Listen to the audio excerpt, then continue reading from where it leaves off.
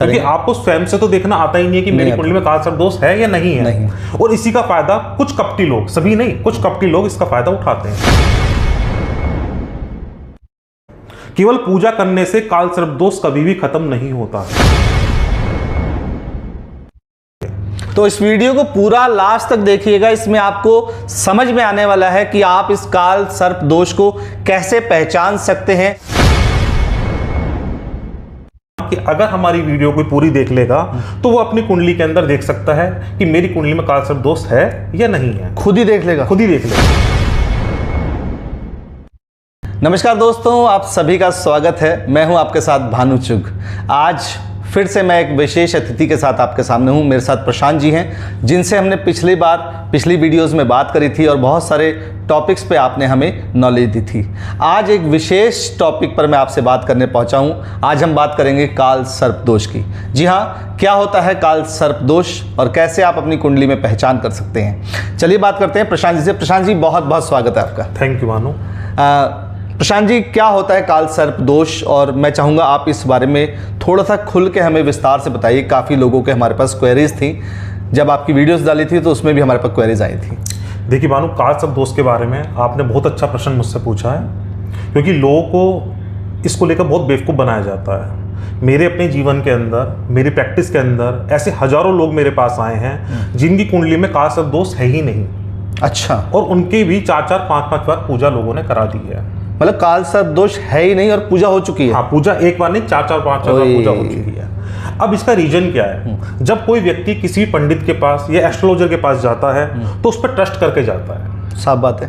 अगर सामने वाला पंडित या एस्ट्रोलॉजर जो भी व्यक्ति है वो आपको बताता है कि आपकी कुंडली में काल सर्प दोष, आप पूजा करवा लीजिए, तो आप उस पर विश्वास करेंगे? क्योंकि आपको स्वयं से तो देखना आता ही नहीं है कि मेरी कुंडली में काल सर्प दोष है या नहीं है। और इसी का फायदा कुछ कपटी लोग, सभी नहीं, कुछ कपटी लोग इसका फायदा उठाते हैं। तो आज मैं आपको इस विषय पे पूरी नॉलेज दूंगा कि अगर हमारी वीडियो कोई पूरी देख लेगा तो वो अपनी कुंडली के अंदर देख सकता है कि मेरी कुंडली में काल सर्प दोष है या नहीं है। खुद ही देख लेगा, खुद ही देख लेगा। कितनी बड़ी बात। उसे किसी से पूछने की आवश्यकता नहीं। क्या बात है। या आप किसी के पास जा रहे हैं और वो आपसे कहता है कि आपकी कुंडली में काल सर्प दोष है, आप इसका उपाय कराओ, तो पहले आप स्वयं से अपनी कुंडली को देखिए और समझिए कि मेरी कुंडली में काल सर्प दोष है नहीं है। क्या बात। हो सकता है वो सही कह रहा हो तो उसकी बात मानिए, अगर वो सही नहीं कह रहा तो आप किसी और के पास जाइए। ठीक है ना।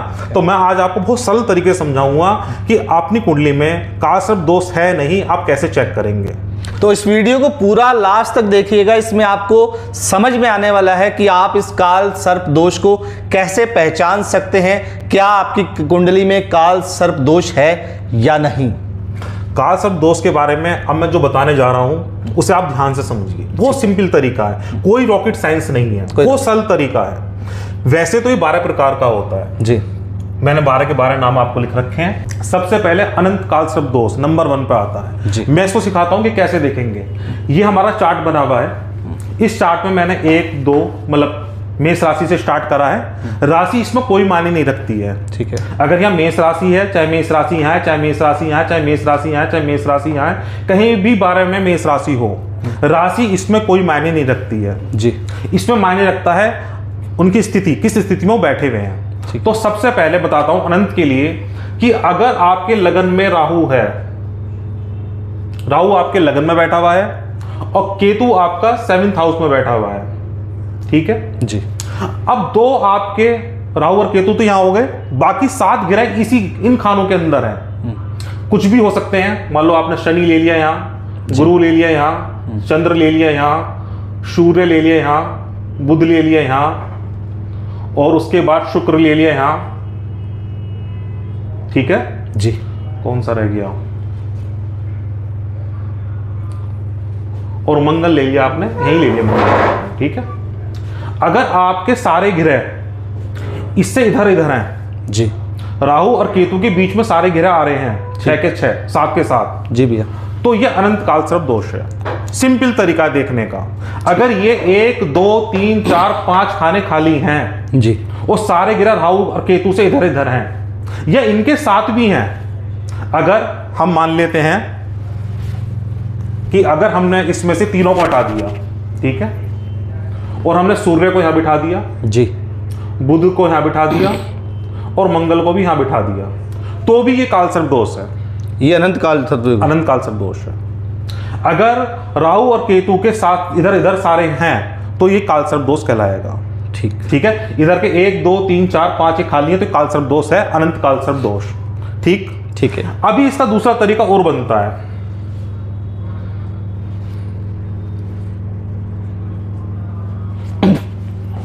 इसको पोंछ कर देना है आपको, ठीक है। हाँ जी।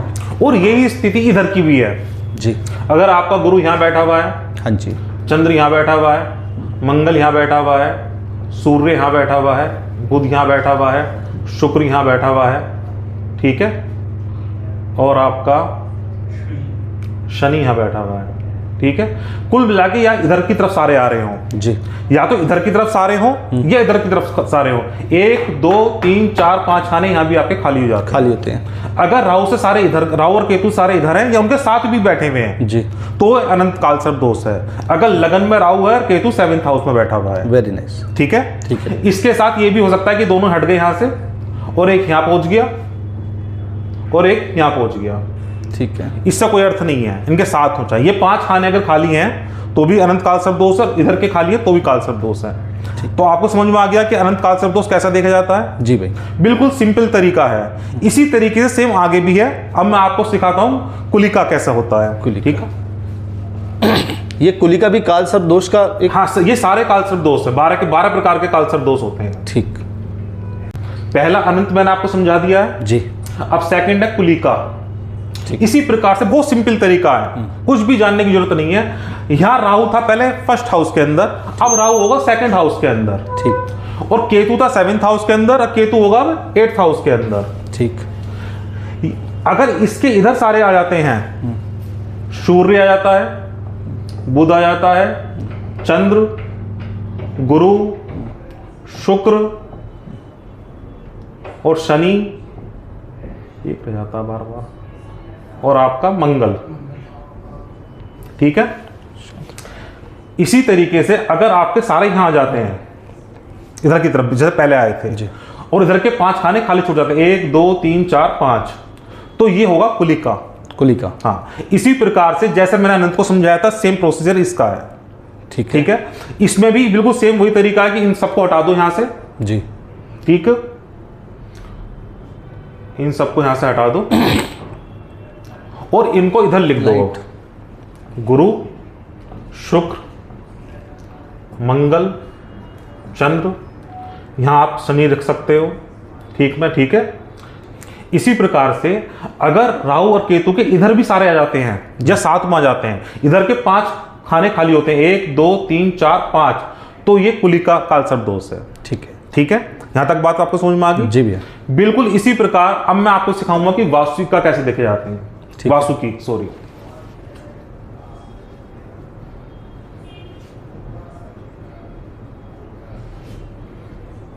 वासुकी के अंदर कुछ नहीं है। यहां पर राहु 3rd हाउस में आ जाएगा और केतु 9th हाउस में आ जाएगा। ठीक है। अब मैं चीजों को लिख के नहीं समझा रहा, सेम इसी के इधर इधर सारे हो जाते हैं तो भी वो वासुकी है और इधर उधर हो जाते हैं तो भी वासुकी है। ठीक है। तो वासुकी समझ में आ गया कि इधर सारे आ जाते हैं, इधर के 5 खाने खाली हैं तो वासुकी होगा। ये इधर सारे आ जाते हैं, ये 5 खाने खाली होते हैं, 1 2 3 4 5, तो वासुकी है। वासुकी काल सर्प दोष। काल सर्प दोष। इसी प्रकार से अब हम सिखाएंगे आपको संखपाल। ठीक है। संखपाल में कुछ नहीं करना। संखपाल में राहु यहां आ जाएगा और केतु आपका यहां आ जाएगा। ठीक। अगर सारे आपके यहां आते हैं और 1 2 3 4 5 हाउस खाली हैं तो आपका संखपाल काल सर्प दोष होगा। उसी प्रकार से सारे यहां जाते हैं, यहां से लेके यहां तक सारे जाते हैं और 1 2 3 4 5 ही खाली होते हैं। ठीक है। तो आपका संखपाल होगा जब भी। ये समझ में आ गया आपको? ठीक है। अब पदम सिखाएंगे। पदम में कुछ नहीं है, इसमें कुछ भी नहीं है, एक एक चीज आगे बढ़ती चली जाएगी। पदम के अंदर राहु यहां होगा और केतु 11th हाउस के अंदर होगा। ठीक है। उसी प्रकार से सारे यहां से यहां तक के अगर होंगे 1 2 3 4 5 हाउस खाली हैं तो आपके पदम हो जाएगा। पदम हो जाएगा। और अगर सारे इधर की तरफ हैं 1 2 3 4 5 ये खाली हैं तो आपका पदम हो जाएगा। ठीक भैया। इसी प्रकार से महापदम आएगा अगला।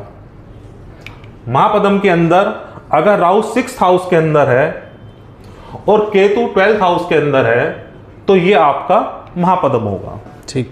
इसी में सेम वही प्रोसीजर है कि यहां से यहां तक अगर सारे आ जाते हैं, ये 5 हाउस खाली होते हैं तो है, और इसी प्रकार यहां से यहां तक सारे जाते हैं 1 2 3 4 5 ये खाली है तो भी है महापद्म। ठीक है, महापद्म हो जाएगा।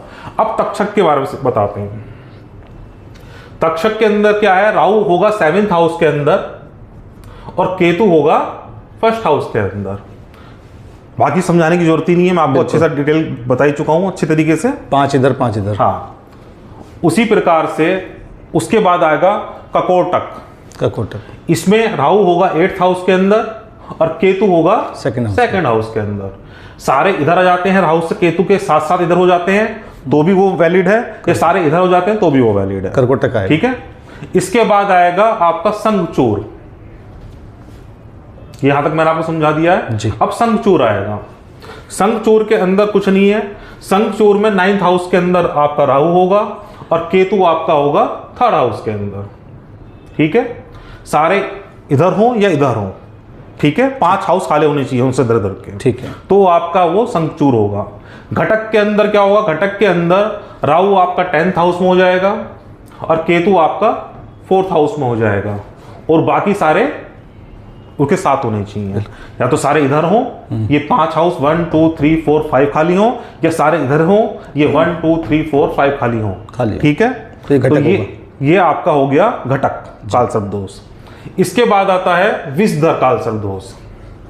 ठीक है, विषधर के अंदर राहु यहां होगा और केतु यहां होगा। ठीक है, ठीक। इसके अंदर क्या होता है कि सारे बता दीजिए जैसे बिल्कुल सेम तरीके से, या तो सारे इधर हो या सारे इधर हो, सेम प्रोसीजर है। इसको विषधर इसलिए कहा जाता है कि यहाँ ये 5th हाउस जो हमारा होता है ये पढ़ाई का होता है, एजुकेशन का होता है, और ये हमारा किस चीज का होता है, ये हमारा होता है लाभ स्थान का। ठीक है, तो ये जब पड़ जाता है व्यक्ति को दिक्कत आती है, इसका नाम है विषधर। विषधर। ठीक है, अब मैं आपको बताता हूं शेषनाग के बारे में। शेषनाग के अंदर राहु यहां होगा और केतु आपका यहां होगा। ठीक है, ठीक है, इसके अंदर क्या है, इसको शेषनाग क्यों कहा गया है, इसके अंदर 6th हाउस के अंदर, 6th हाउस जो हमारा होता है गुप्त शत्रु का होता है, अचानक लोश का भी होता है, और 12th हाउस जो हमारा होता है ये हमारा होता है मोक्ष का भी होता है, अपयश का भी होता है। तो इसमें आदमी फंस के रह जाता है, इसलिए इसको शेषनाग कहा गया है। सेम अगर सारे घेरे इधर हैं और 1 2 3 4 5 ये खाली हैं तो हमारा शेषनाग का सर्वदोष होगा, और अगर सारे इधर की तरफ हैं 1 2 3 4 5 ये खाली हैं तो ये भी हमारा शेषनाग होगा। अब बात कहां आती है, बात यहां आती है कि मैंने आपको समझा दिया कैसे आप देखेंगे जी। अब बहुत से लोग कहते हैं कि इसका उपाय क्या होगा, क्योंकि बहुत सारे लोगों ने हमारे जीवन में ऐसे आए हैं जिनकी में नहीं था, उनकी तो 5-5 6 बार पूजा हो ही चुकी है। ऐसे ही बहुत सारे लोग हमारे जीवन में आए जिनकी में वास्तव में कालसर्प दोष है, पर वो 4-4 5-5 बार पूजा करा चुके हैं और उसके बाद भी उनको कोई फायदा नहीं है। अब प्रश्न उठता है ऐसा क्यों, तो जिन लोगों की कुंडली के अंदर वास्तव में कालसर्प दोष है उनकी 4-4 5 बार पूजा हो गई फिर भी उनको फायदा नहीं है।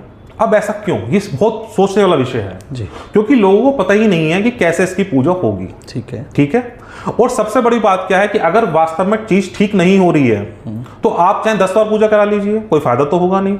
सपोज करो आपके पेट में दर्द है और आप सिर दर्द की गोली खा रहे हो तो फायदा कोई होगा। इसी प्रकार से कालसर्प दोष की पूजा को कराने वाले लोग अब लुप्त होते चले जा रहे हैं। कालसर्प दोष की पूजा लोग कहते हैं नासिक जाकर करा लीजिए, हरिद्वार जाकर करा लीजिए, कोई कहता महाकाल जाकर करा लीजिए। करने वाले लोग कैसे हैं और क्या चीज आपको प्राप्त हो रही है वहां से? केवल पूजा करने से कालसर्प दोष कभी भी खत्म नहीं होता है।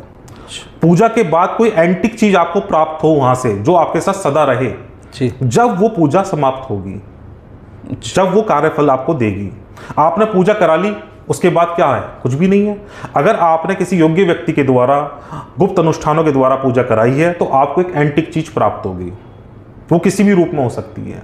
जब वो आपके साथ रहेगी और कालसर्प दोष का जो प्रभाव आपके पास आएगा वो उस एंटिक चीज को देखकर वापस हो जाएगा। ये होती है कालसर्प दोष की असली पूजा। ठीक है, और पूजा भी ये नहीं है कि इसकी एक प्रकार की पूजा होती है जी। अब एक चीज और समझाता हूँ छोटी सी, जैसे मैंने आपको समझाया कि अनंत काल समझाता हूँ, यह राहु हो गया, केतु हो गया। ठीक है, ठीक है, ये समझने वाली बात है, इसको समझिए अच्छे से जी। अब आपका यहाँ गुरु बैठा है और यहाँ शुक्र बैठा हुआ है जी। ठीक है, यहाँ मंगल है, यहाँ चंद्रमा बैठा है साथ में, यहाँ सूर्य बैठा है, यहाँ बुध बैठा है और यहाँ आपका शनि बैठा हुआ है। ठीक है, यह अनंत कालसर्प दोष है आपका।